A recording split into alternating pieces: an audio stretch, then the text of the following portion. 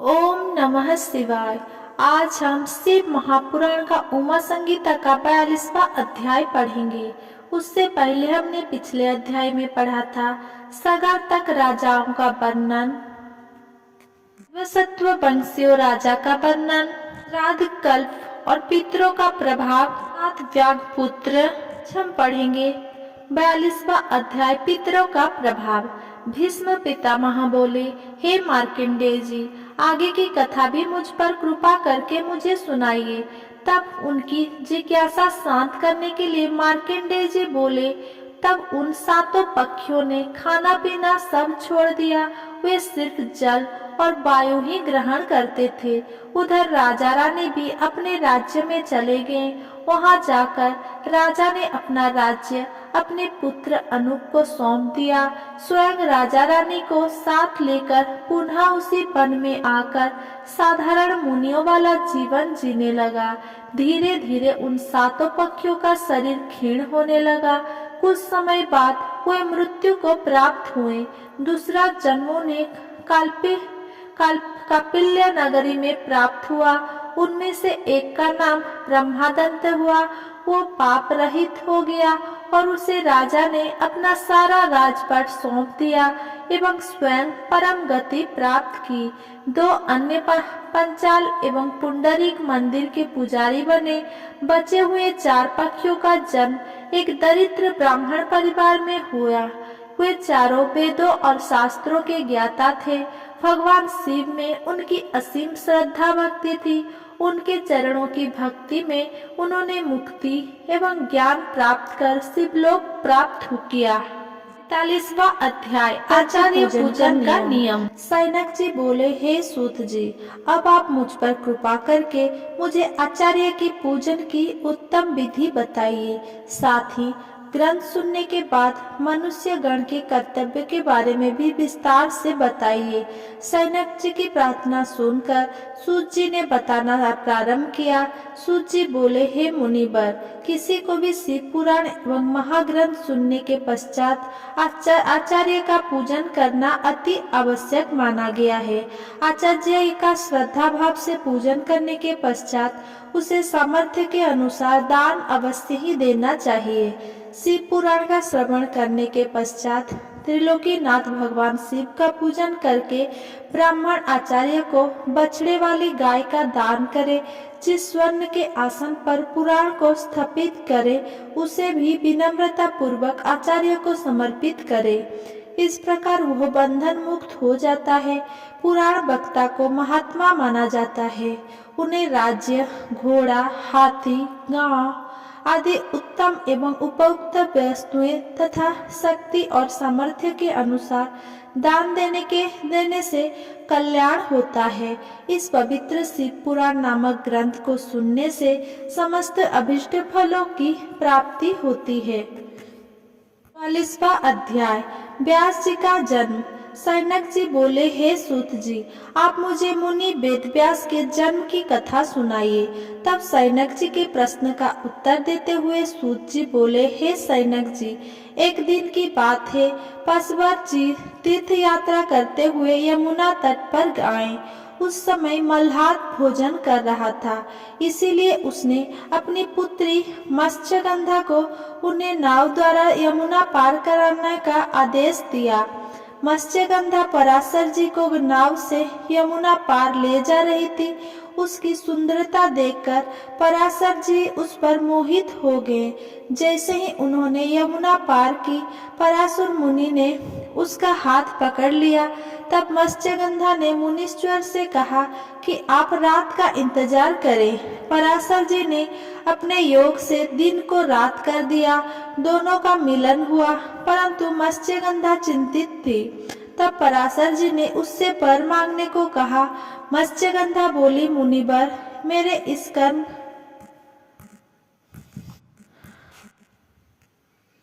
मत्स्यगंधा बोली, मुनिवर, मेरे इस कर्म को मेरे माता पिता कोई भी ना जान सके, मेरा कन्या धर्म भी ना जाए और मुझे आपके समान तपस्वी और शक्तिशाली पुत्र का पति प्राप्ति भी हो। तब उसके वचन सुनकर पराशर मुनि बोले, देवी जैसा आप चाहती हैं वैसा ही होगा और आज से आप सत्यवती नाम से प्रसिद्ध होंगी। आपके गर्भ से भगवान श्रीहरि विष्णु का अंश उत्पन्न होगा। ये कहकर मुनिवर चले गए। नियत समय पर सत्यवती ने सूर्य के समान महातेजस्वी पुत्र को जन्म दिया।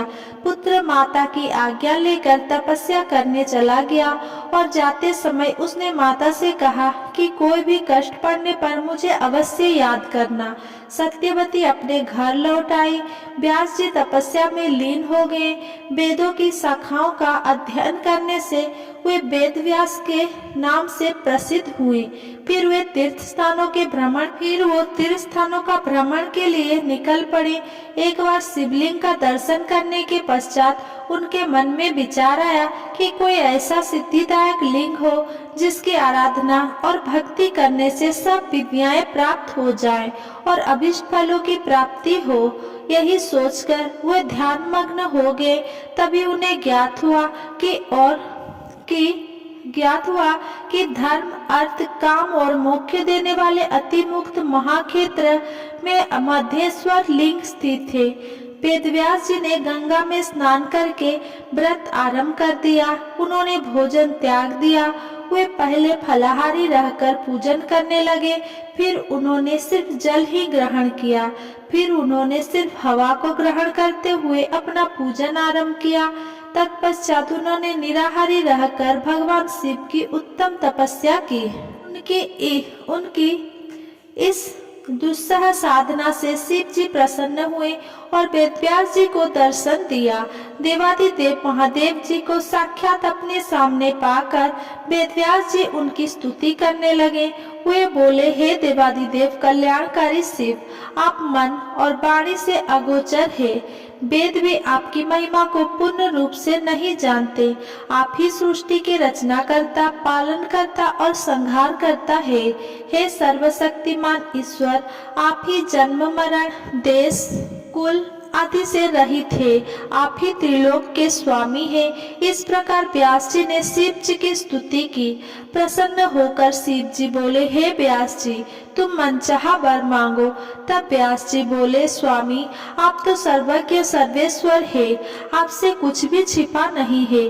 तब त्रिलोकीनाथ भगवान शिव बोले, मुनिवर, मैं तुम्हारे कंठ में स्थित होकर तुम्हारी इच्छा के अनुसार इतिहास एवं महापुराणों की रचना करूंगा।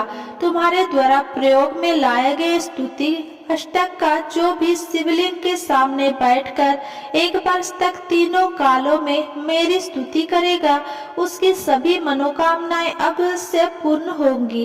ये कहकर महादेव जी अंतर्ध्यान हो गए।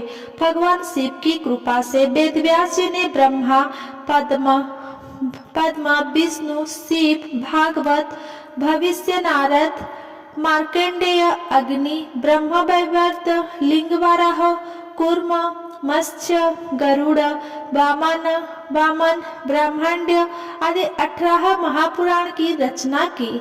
ये सभी पुराण पुण्य और यश देने वाले हैं। इनको श्रद्धा पूर्वक भक्ति भावना से पढ़ने अथवा सुनने से मुक्ति प्राप्त होती है तथा समस्त पाप नष्ट हो जाते हैं। 45वां अध्याय मधु कैटभ पद एवं महाकाली वर्णन। सूत जी बोले, हे मुनिवर, अब मैं आपको जगत जननी माता उमा के विषय में बताता हूँ। स्वरोचिष नामक मंत्वरी में बीरथ नाम के एक राजा हुए हैं। उनका सूरथ नामक पुत्र बहुत वीर और पराक्रमी था। वो महादानी भी था। वो देवराज इंद्र के समान पराक्रमी था। उसके राज्य में प्रजा बहुत खुशी थे। एक बार उस पर 9 राजाओं ने एक साथ आक्रमण कर दिया। युद्ध में उसे हराकर उसके राज्य पर अपना कब्जा कर लिया। सूरत घोड़े पर सवार होकर वन को चला गया। वन में राजा सूरत ने एक सुंदर आश्रम देखा। वहाँ पर सभी जीव जंतु शांत वातावरण में विचरण कर रहे थे। आश्रम में स्वागत पाकर राजा वहीं रहने लगा। एक दिन की बात है, राजा सूरत मन ही मन यह विचार करने लगा कि मैं अपने दुर्भाग्य के कारण अपना राज्य को खो बैठा हूँ। सूरत यह सोच ही रहा था, तभी आश्रम में एक वैश्य आया। वो आकर राजा के पास ही बैठ गया। उसे दुखी देखकर राजा ने उससे उसके दुख का कारण जानना चाहा। तब वह वैश्य आंखों में आंसू लिए बोला, राजन, मैं समाधि नामक वैश्य हूँ। मैं एक अत्यंत धनाढ्य कुल में उत्पन्न हुआ हूँ, परंतु मेरे पुत्र पौत्रादि ने धन के लालच में ही मुझे घर से बाहर निकाल दिया है। राजा सूरत और वैश्य समाधि आपस में बात कर ही रहे थे कि वहाँ ऋषि मेघा आ गए और बोले, राजन, इस संसार में सबको आकर्षित और मोहित करने वाली सनातनी माया देवी सत्य रूपा ही है। वही इस जगत की रचना, पालन और संहार करती है। प्रलय के समय भगवान श्री हरि विष्णु शेषशय्या पर योग निद्रा में सोए हुए थे। उसी समय उनके कान के मैल से दो राक्षस प्रकट हो गए। उनके नाम मधु और कैटभ थे। वे दोनों राक्षस विष्णु जी के नाभि कमल में स्थित ब्रह्मा जी को मारने के लिए दौड़े। उन महादैत्यों को इस प्रकार अपनी ओर आता देखकर ब्रह्मा जी महामाया देवी परमेश्वरी का ध्यान करके उनकी स्तुति करने लगे।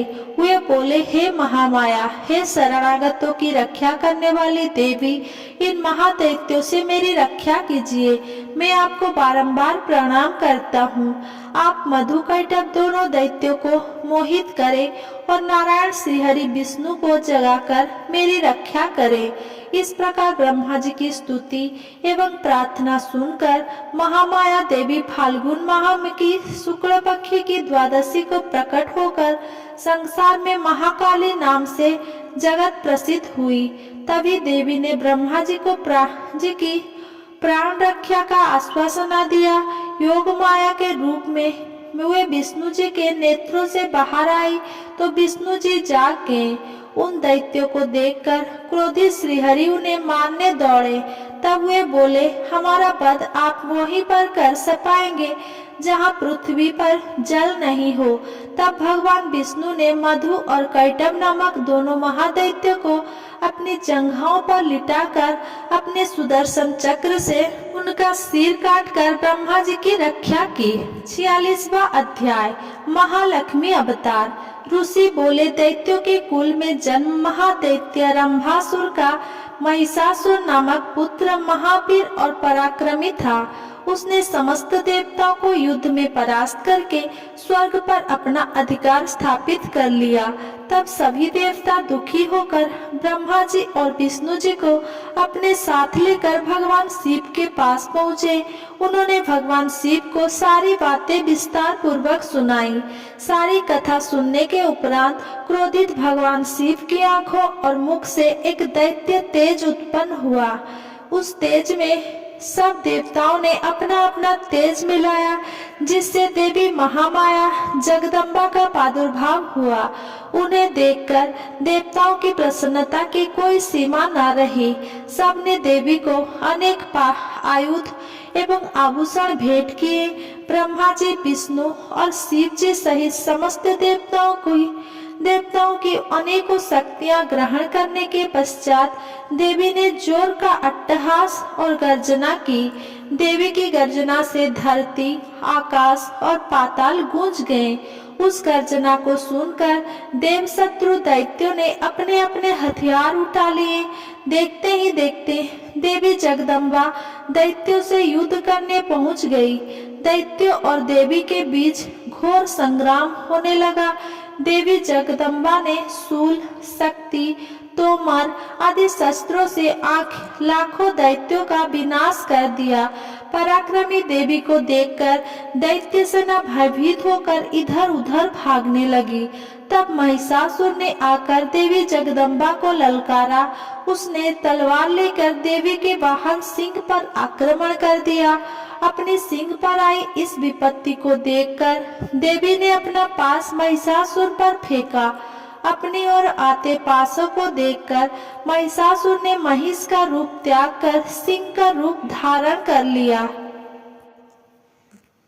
देवी जगदम्बा ने ये देखकर झपट कर उसका सिर धड़ से अलग कर दिया, परंतु महिषासुर फिर भी ना मरा और रूप बदल बदल कर देवी से युद्ध करने लगा और उनके सिंह को परेशान करने लगा।